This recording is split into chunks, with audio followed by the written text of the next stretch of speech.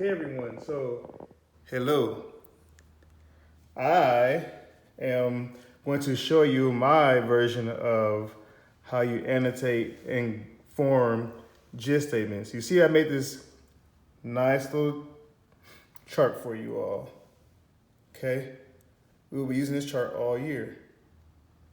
You see that reading annotating is a student noting important ideas from content by highlighting or underlining passages in their text.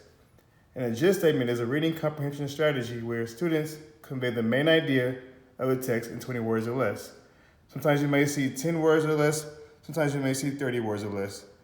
I like to say 10 to 20 words or less.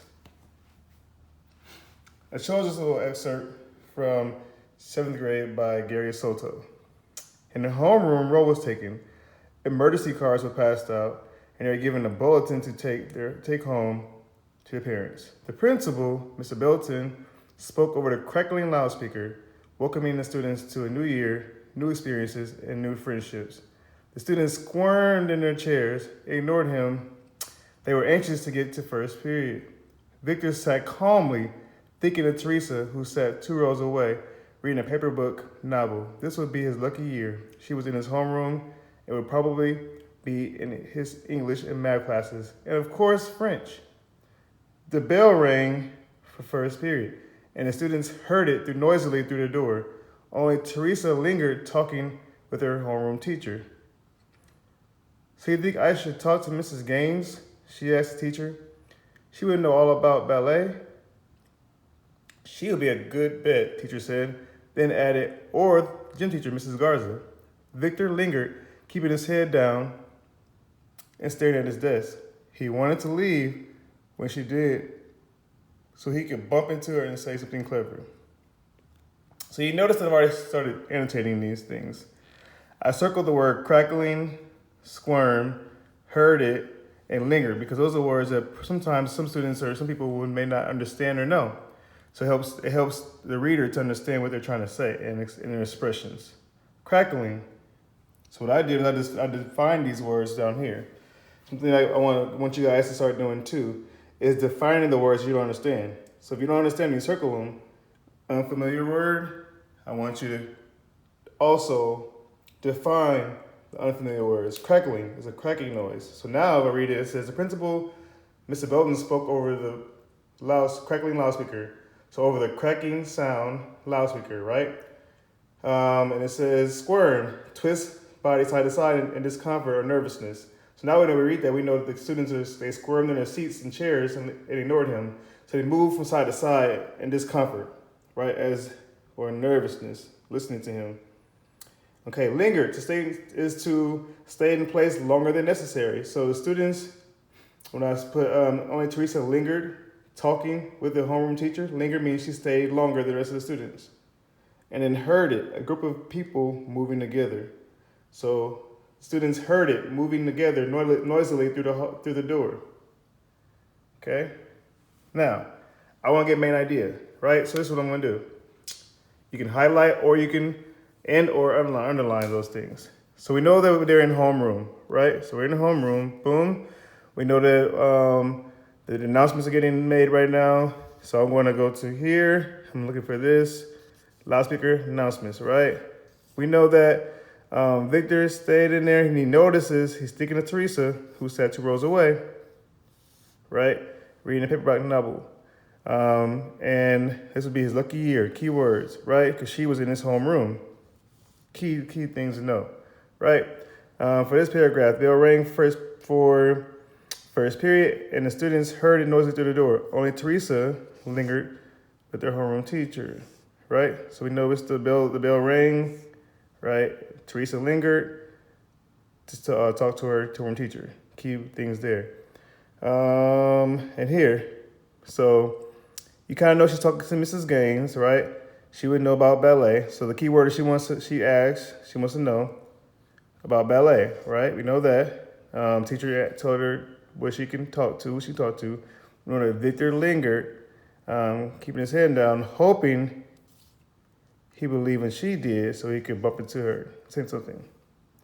Now, look at all these words in these paragraphs, right? My goal is to get these words down to form gist statements, right? So here we go. This is what I did. Notice number 13 here.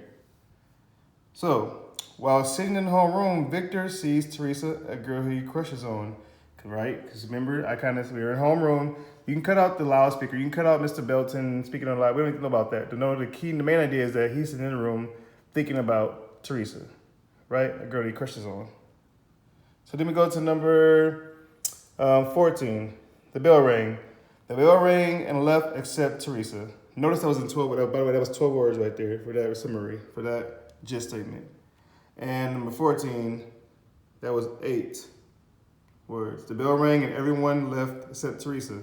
Look how many words are in there. 1, 2, 3, 4, 5, 6, 7, 8, 9, 10, 11, 12, 13, 14, 15, 16, 17, 18, 19, 20, 21, 22. I shortened that whole thing to 8, right? Now, this one combines number 15, 16, and 17. Teresa asked the teacher about ballet and who she could talk to, while Victor waited, contemplating on talking to her. Right? So that same thing, saying she sat there and talked to Mrs. Gaines about the ballet. We said that he added, Mrs. Gaines gave some advice on who she could talk to, and Victor lingered, keeping his head down, staying at his desk, contemplating when he should leave, when she does, right? So that's big old 15, 16, 17, all those words put together in 20 words to form that. So now from all of these, we can come up with a general idea what's going on. So we know that Victor is in homeroom, right?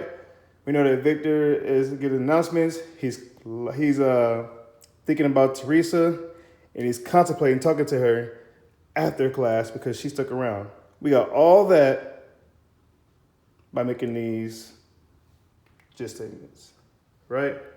So that's how you do gist statements. Remember, gist statements are main ideas, and that's how you annotate to find out what you don't understand the words. You know, I told you I want you to define those, right? So I want you to underline the main ideas, or you can highlight the main ideas. And then again, if it surprises you, which none of these things in this situation surprised me, I did forget to note that something was really, really important. And the most important thing is that we want to know who the characters are, and what they're doing, and where they're at, right? So we know that it's important to note that this is important to know that he absolutely crushes on Teresa, right? And we know that Teresa is in his homeroom with him, so and he's hoping to stick around and talk to her. So that's important for you to know too. So we just put, he's in the homeroom. We can put like this is where he's at, right?